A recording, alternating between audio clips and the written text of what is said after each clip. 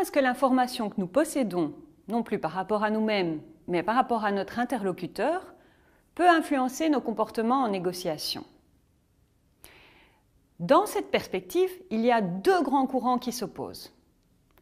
Pour certains auteurs, l'information est considérée comme une force. L'information que nous possédons par rapport à notre interlocuteur serait dans ce cas susceptible de nous permettre de gagner davantage dans la négociation. À l'extrême opposé, d'autres auteurs soutiennent que l'information que nous possédons par rapport à notre interlocuteur risque d'agir comme une faiblesse. Cette information risquerait alors de réduire notre gain personnel dans la négociation. Comment réconcilier ces deux perspectives? Commençons par l'information comme une force. Alors, pour des auteurs comme Lee Thompson et Red Asti, la possession d'informations sur notre interlocuteur en négociation va nous permettre de contrecarrer le fameux biais de somme nulle. Rappelez-vous, c'est cette tendance à croire qu'en négociation, le gain que nous faisons se fait forcément aux dépens de notre interlocuteur. Pour ces auteurs, quand on reçoit de l'information sur les préférences de notre adversaire, sur ce qu'il cherche à accomplir au travers de la négociation, on va pouvoir venir avec des solutions qui sont plus créatives, des solutions qui répondront à la fois à nos intérêts, mais aussi aux intérêts de notre interlocuteur. Ces informations nous servent alors à mettre en place des comportements qui sont plus intégratifs et qui vont permettre d'accroître le gain cumulé des deux parties dans la négociation. Alors attention, ce n'est pas n'importe quel type d'information en provenance de l'interlocuteur qui nous permettra d'accroître ce gain cumulé. Pour que l'information ait une réelle efficacité, il faut qu'elle porte sur les préférences de l'interlocuteur dans une même thématique de négociation, mais également sur ses préférences au travers des différentes thématiques qui sont en jeu. Alors, prenons un exemple. Si vous êtes en train de discuter d'un objet et que vous avez deux thématiques à discuter, la couleur de l'objet et la forme de l'objet, vous avez besoin de connaître les préférences de votre interlocuteur par rapport à la couleur de l'objet et par rapport à la forme de l'objet, mais vous devez également savoir laquelle de ces deux thématiques, de la couleur ou de la forme, a le plus d'importance à ses yeux.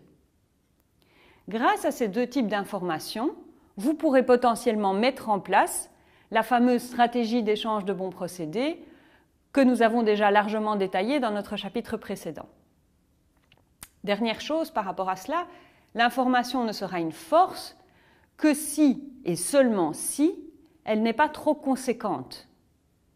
Comme nous le verrons tout au cours de cette semaine, trop d'informations tue l'information, car les êtres humains ne disposent que d'une capacité relativement réduite de traitement d'informations. S'ils sont submergés par un flot qui est trop important d'informations, ils ne sont plus en mesure d'analyser cette information avec efficacité.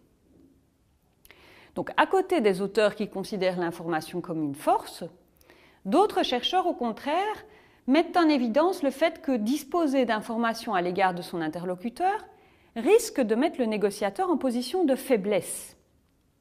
Ces études ont par exemple montré que lorsque nous prenons connaissance des aspirations, des limites de notre interlocuteur, nous avons tendance à prendre en compte ces informations et à poser des demandes et des revendications qui sont moins élevées, à agir aussi de façon moins agressive et in fine à obtenir des résultats qui nous sont moins favorables que si nous ne disposions pas de ces informations.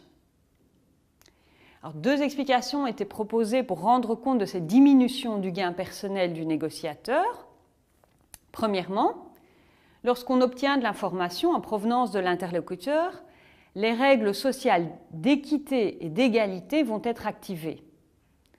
C'est ce qui va pousser les négociateurs à préférer une distribution des ressources qui est plus égalitaire.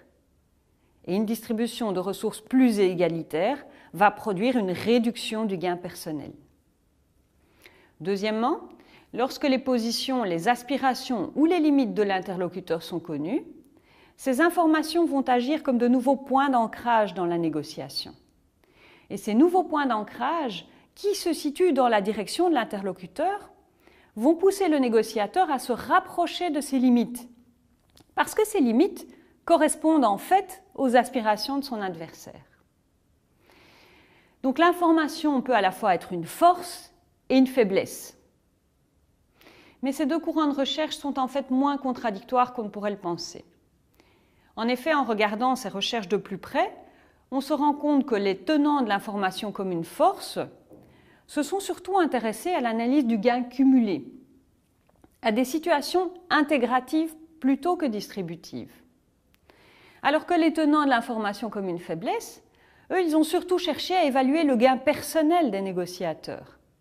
Et ils ont déployé leurs analyses surtout dans les contextes les plus compétitifs et distributifs. De plus, ces différents auteurs ne se sont pas intéressés au même type d'informations transmises. Les tenants de l'information comme une force ont surtout regardé la transmission d'informations portant sur les préférences, les intérêts des interlocuteurs, alors que les tenants de l'information comme une faiblesse ont analysé l'impact des informations portant sur les positions et revendications de l'interlocuteur.